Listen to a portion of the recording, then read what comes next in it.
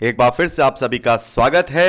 हम अध्ययन कर रहे हैं व्यवस्था विवरण की पुस्तक का और अब समय है कि हम उसके 18वें अध्याय 16वें वचन से आगे का अध्ययन करें। अभी हमने 15वें वचन में पढ़ा कि परमेश्वर ने मूसा के द्वारा एक भविष्यवाणी कराई कि मूसा के समान एक और नबी उनके मध्य में वो भेजेगा। 16वें वचन में मूसा इजराइलियों से कहते हैं, ये तेरी यानी इजराइल तेरी उस विनती के अनुसार होगा, ये तेरी उस विनती के अनुसार होगा। मेरे प्यारे भाई बहनों, 16वां वचन बड़े ध्यान से सुनिए। यहां पर लिखा है कि इजराइल तेरी ये उस विनती के अनुसार होगा जो तूने होरे पहाड़ के पास सभा के दिन अपने परमेश्वर यहोवा से कही थी कि मुझे ना अपने परमेश्वर यहोवा का शब्द फिर नहीं सुनना और ना वह बड़ी आग फिर देखनी पड़े, कहीं ऐसा ना हो कि मैं मर जाऊं। तो मेरे प्यारे भाई बहनों, यहां पर इजराइलियों ने परमेश्वर से कब यह कहा था? हम देखते हैं कि हम पढ़ चुके हैं निर्गमन की पुस्तक में 19वें अध्याय में परमेश्वर ने बादल से अपने आप को, वहां पर बादल छा करके इजराइलियों के बीच में अपने आप को प्रकट किया था। और हम जब 20वां अध्याय उसके 18वें और 19वें वचन में पढ़ते हैं तो वहां पर देखते हैं कि इजराइली इन सारी घटनाओं को देखकर डर गए, भयभीत हो गए। और वहां पर लिखा है, सब लोग गर्जन और बिजली और नरसिंगे के शब्द सुनते और धुआं उठते हुए पर्वत को देखते रहे और देख के कांप कर दूर खड़े हो गए और मूसा से कहने लगे। क्या कहने लगे? तू ही हमसे बात कर, अब तब तो हम सुन सकेंगे, परंतु परमेश्वर हमसे बात ना करे, ऐसा ना हो कि हम मर जाएं। इजराइलियों ने यहां पर विनती की है कि मूसा तू ही परमेश्वर से बात कर, हम तो परमेश्वर से बात नहीं कर पाएंगे, कहीं ऐसा ना हो कि हम परमेश्वर के समीप जाएं तो हम मर जाएं। तो इसी बात की वजह से मेरे प्यारे भाई बहनों, यह वचन अपने आप में पूरी रीति से यह इशारा करता है, बल्कि साफ साफ बताता है कि यह भविष्यवाणी प्रभु यीशु मसीह के लिए की गई है। क्यों की गई है? यह नबी क्यों भेजा गया है? क्योंकि जो इजरायली थे वो डरते थे कि हम कहीं मर ना जाएं। तो प्रभु यीशु मसीह के रूप में एक ऐसा भविष्यवक्ता, एक ऐसा नबी परमेश्वर ने इस धरती पर अपने वचन को देहधारी करके भेज दिया कि अब वो स्वयं परमेश्वर है।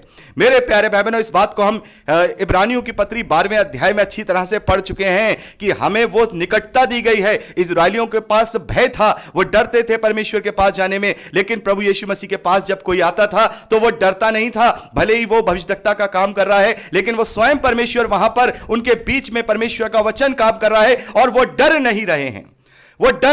उसको छू भी रहे हैं, उसको देख भी रहे हैं, उसके साथ खाना भी खा रहे हैं। परमेश्वर का वचन स्वयं इस धरती पर देहधारी हुआ है। इसीलिए यहां पर मूसा कह रहे हैं कि तुम्हारे इस वचन के कारण, तुम्हारे इस डर के कारण ऐसा होगा कि वो मेरी समानता में एक और ऐसा नबी भेजेगा जो अब स्वयं परमेश्वर का वचन बन के आएगा, जो तुम्हारे साथ बात कर सके। जो तुम उससे बात करने से डरते थे, तुम कहते थे कि मूसा तू ही बात कर, हम नहीं बात करेंगे, हमें डर लगता है कि कहीं हम परमेश्वर से डायरेक्ट बात करें तो कहीं मर ना जाए। लेकिन परमेश्वर ने मनुष्यों से डायरेक्ट बात की यीशु मसीह के रूप में। Hallelujah, hallelujah. परमेश्वर का कोटि कोटि धन्यवाद है कि उसने हम जैसे पापियों के लिए पिता परमेश्वर ने अपने इकलौते पुत्र को दे दिया, स्वयं अपने वचन को हमें दे दिया कि हम उसके निकट जाकर के भी जीवित बचे हैं। उसके निकट जाके हम मृत्यु से बच जाते हैं, उल्टा हम मृत्यु से बच जाते हैं और अनंत जीवन को पाते हैं।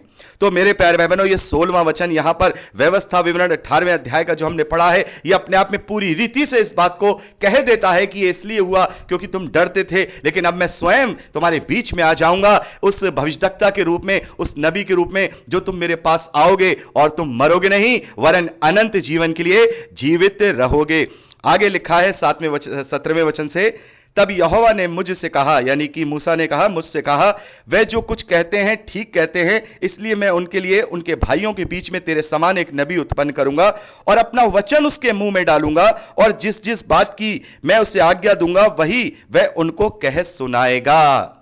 तो मेरे प्यारे भाई बहनों, हम देखते हैं प्रभु यीशु मसीह क्या कहते हैं, जो मेरा पिता कहता है वही मैं कहता हूं। और यहां पर मूसा कह रहे हैं मैं उसके मुंह में वचन डालूंगा। उस अपने परमेश्वर का वचन देहधारी हुआ है, उसके मुंह से जो निकल रहा है वो सामान्य मनुष्य, सामान्य भविष्यवक्ता का नहीं, वरन परमेश्वर का वचन निकल रहा है, क्योंकि वो स्वयं परमेश्वर का वचन है।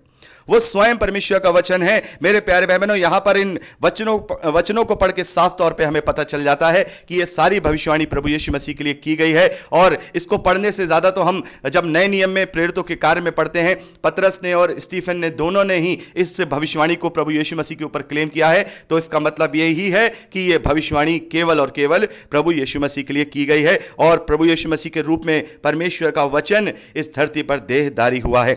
आगे 19वें वचन में लिखा है और जो मनुष्य मेरे ये वचन जो मेरे नाम से ये कहेगा ग्रहण ना करेगा। मेरे प्यारे भाई बहनों, यहां पर साफ तौर पर मूसा को यह चेतावनी दे दी गई कि ये जो भविष्यवक्ता मैं मूसा के समान तुम्हारे बीच में भेजूंगा, जो स्वयं परमेश्वर का वचन होगा, यदि कोई इस वचन को नहीं ग्रहण करेगा, उसकी बात को नहीं मानेगा, तो यहां परमेश्वर कहते हैं मैं उसका हिसाब उससे लूंगा, मैं उसका हिसाब उससे लूंगा, फिर मैं अच्छे से उसका न्याय कर दूंगा। और जैसे प्रभु यीशु मसीह कहते हैं कि जो पुत्र का इनकार करते हैं वो दोषी ठहराए जा चुके हैं। यूहन्ना का सुसमाचार उसके 3 अध्याय 17वें और 18वें वचन में हम पढ़ते हैं, जो भी पुत्र का इनकार करेगा वो दोषी ठहराया जाएगा, दोषी ठहराया जा चुका है। तो यहां भी परमेश्वर कह रहे हैं कि तुमने अगर उसकी नहीं सुनी, जो वचन मैं उसके मुंह में दूंगा, अगर तुमने सुनकर उसकी नहीं मानी, तो फिर मैं अच्छे से उनका हिसाब करूंगा। तो मेरे प्यारे भाई बहनों, यहां पर हम देखते हैं कि परमेश्वर ने मूसा के द्वारा इस्राएलियों को बता दिया था कि ये सारी चीजें जो मैं तुम्हें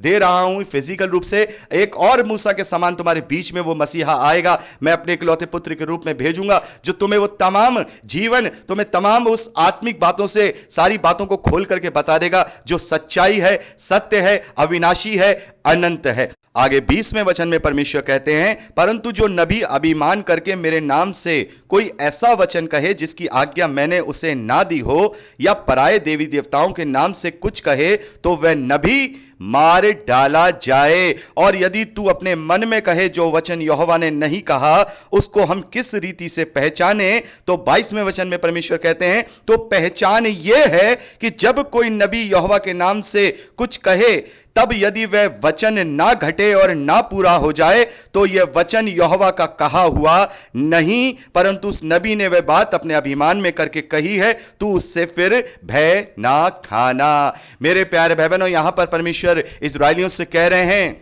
यहां पर परमेश्वर कह रहे हैं कि यदि कोई वो नबी झूठी बातें तुम्हारे बीच में लेकर के आए, झूठी भविष्यवाणी करे, दूसरे देवी देवताओं की बातें करे, कुछ दूसरी ही बातें करें, तो फिर उसे तुम मार देना, अपने बीच में से उसे नष्ट कर देना।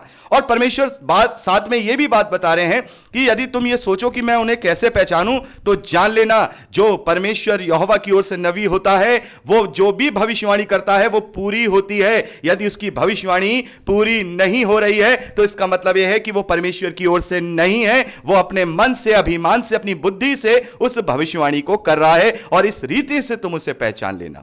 मेरे प्यारे भाई बहनों, यहां पर हम देखते हैं कि इस प्रकार से परमेश्वर उस आने वाले नबी के विषय में भले ही यहां इस्राएलियों को समझा रहे हैं कि तुम उन्हें पहचान लेना, लेकिन आज भी हम मसीही विश्वासियों में ऐसे झूठे शिक्षकों को, झूठे उपदेशकों को, झूठे भविष्यवक्ताओं को देख रहे हैं, जो अपने मन से, बुद्धि से भविष्यवाणियां कर रहे हैं और अपने आप को भविष्यवक्ता क्लेम कर रहे हैं। कोई अपने आप को प्रॉफिट लिख रहा है, कोई अपने आप को कुछ लिख रहा है, तो अब उन्हें हम कैसे पहचाने?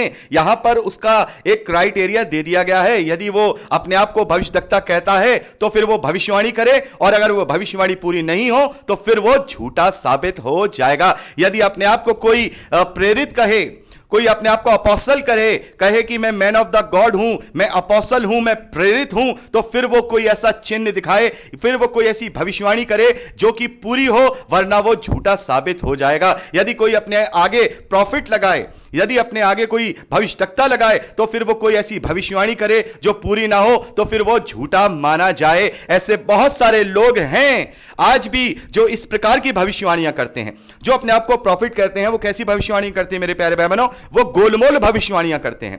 आत्मा कभी गोलमोल बातें नहीं करेगा। आपने बहुत सारे ऐसे लोगों को देखा होगा स्टेज पे खड़े होकर के ड्रामा करते हुए कि आत्मा मुझसे ये कह रहा है, आत्मा मुझसे वो कह रहा है। अरे अगर आत्मा तुमसे ये कह रहा है तो फिर वो साफ साफ कहेगा। वो ये नहीं कहेगा यहां नीली साड़ी कौन पहना है, किसके पति का नाम एस से है, किसके बेटे का नाम पी से है। वो ये नहीं कहेगा, बल्कि वो तो नाम लेकर के बुलाएगा।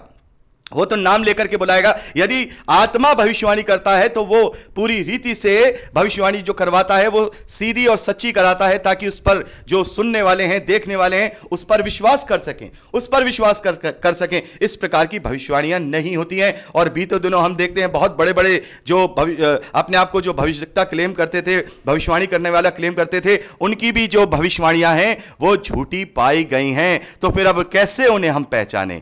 क्या यह पहचान काफी नहीं है कि उनकी भविष्यवाणियां पूरी नहीं हुई, उनकी भविष्यवाणियां अधूरी हो गई? बहुत सारी ऐसे आप YouTube पे देख सकते हैं। आप YouTube पे आपने देखी भी होंगी, बहुत सारे लोगों के नाम ले लेकर के लोग आजकल को संदेश बना रहे हैं कि उस भविष्यवक्ता की ये भविष्यवाणी उसने की थी वो पूरी नहीं हुई, उसने ये कहा था उसने ये पूरा नहीं हुआ। एक भविष्यवक्ता ने कहा कि कांग्रेस की गवर्नमेंट बनेगी, कांग्रेस की गवर्नमेंट नहीं बनी, बीजेपी की बन गई, तो भविष्यवाणी तो पूरी नहीं हुई। तो फिर यहां पर परमेश्वर ने क्या क्राइटेरिया बताया है? यदि कोई भविष्यवाणी करने वाला भविष्यवक्ता भविष्यवाणी कर रहा है, कोई नबी अपने आप को कहकर के भविष्यवाणी कर रहा है, तो फिर वो भविष्यवाणी सटीक तरीके से पूरी होनी चाहिए। अगर वो पूरी नहीं है तो फिर वो मेरी ओर से नहीं है, वो अपने मन बुद्धि से, अपने अभिमान से इस बात को गढ़ रहा है, गढ़ करके वो दूसरों को अपने आप को झूठा नबी साबित कर रहा है। तो मेरे प्यारे भाई बहनों, इस प्रकार से हमने यहां 18वें अध्याय को कंप्लीट कर लिया है। यह 18वां अध्याय हमारे लिए बहुत ही महत्वपूर्ण है, क्योंकि इसमें पूरी खुल करके एक भविष्यवाणी मूसा के द्वारा प्रभु यीशु मसीह के लिए दी गई है, की गई है, जो कि प्रभु यीशु मसीह ने इस धरती पर आकर बहुत तमाम और अनेक प्रकार की सैकड़ों भविष्यवाणियों के साथ समानता में उसे भी पूरा किया है। तो परमेश्वर का धन्यवाद है, हमने यहां 18वां अध्याय कंप्लीट कर लिया है और अब हम 19वें अध्याय से आगे का अध्ययन परसों करेंगे। तो प्रभु आप सबको बहुत आयत की आशीष दे, अपने वचन में दृढ़ करे, यीशु के सामर्थी नाम में आमीन। Praise the Lord.